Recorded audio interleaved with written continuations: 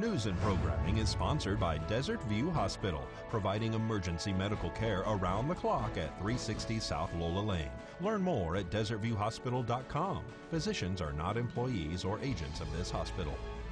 News is also brought to you by J.K. Nelson Law. Call 727-9900 today for your free consultation. If you need a lawyer, you need Nelson.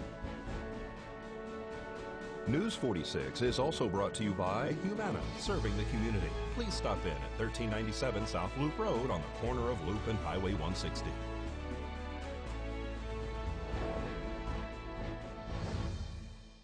Tonight on News 46, the community is sending support and prayers to kids burned in a fire. And join Nathan Adelson Hospice to honor and remember those we've lost. News 46 starts now. You're watching KPVM News 46 with Deanna O'Donnell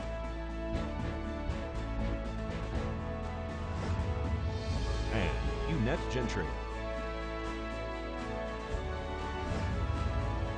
News 46, local coverage you can count on. Two kids burnt in a fire are facing a long road to recovery. It's Tuesday, December 5th. I'm Deanna O'Donnell. And I'm Eunette Gentry. Locals are reaching out to help two kids who were tragically injured in a fire over the weekend. Two GoFundMe pages have been set up online for teenagers that were injured in a fire-related incident early Sunday morning. The kids are fighting for their lives according to the GoFundMe pages. Their parents are reportedly deputies with the Nye County Sheriff's Office. One of the children, Nathaniel Batista Cleveland, is said to have been burnt on 90% of his body. And the other child, Chase Otison, is also severely burnt. The kids will be spending months in the hospital, which is followed up by surgery and rehabilitation. The other child was treated and released from the hospital. Fire Chief Scott Lewis explains what happened early Sunday morning. At the midnight hour, we were dispatched for an unknown type fire in the area of David and Leffner. Our Engine 5 responded, which is the closest engine resource out of Station 5 in the north end of the valley. As they arrived on the area, there was nothing showing. However, they were waved down by some reporting parties who resided in that area and were told that a fire occurred, an exterior fire, on a private property, and it may have injured several kids who were then transported POV to the local hospital prior to our arrival.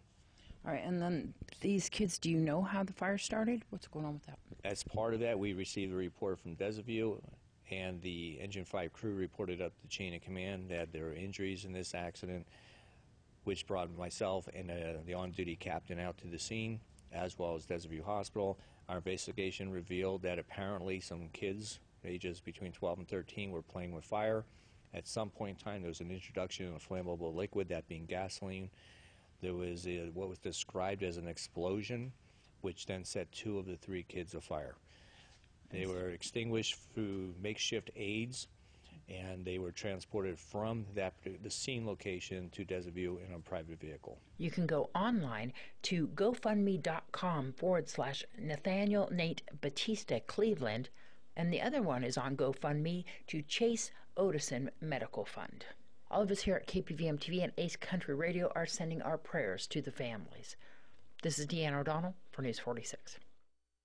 California fires are raging out of control. Santa Ana winds have pushed a wildfire from the rural hills into parts of Ventura overnight and is now headed toward the town of Ojai. The blaze has destroyed dozens of buildings and has forced thousands of people to evacuate. By late today, the fire had burned about 50,000 acres in 19 hours. About 150 buildings had been destroyed by this morning. And the brush fire called the Thomas Fire was first reported at Stuckel Park just north of Santa Paula. And by early today, the fire was burning at a rate of nearly an acre per second. Nearly 27,000 people are under mandatory evacuation in Ventura County.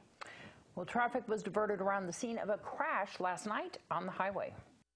At least one person was transported by ground ambulance last night as a result of a two-vehicle accident that occurred on Highway 160 in Jenny Circle. Nevada Highway Patrol, Nye County Sheriff's deputies, and Pahrump Valley Fire and Rescue all arrived on scene to find one vehicle had severe damage to the front end and the other vehicle damaged to the back end. How this accident occurred is under the investigation of Nevada Highway Patrol. Traffic was closed in the southbound lanes while the accident investigation was being conducted. This is Deanna O'Donnell for News 46.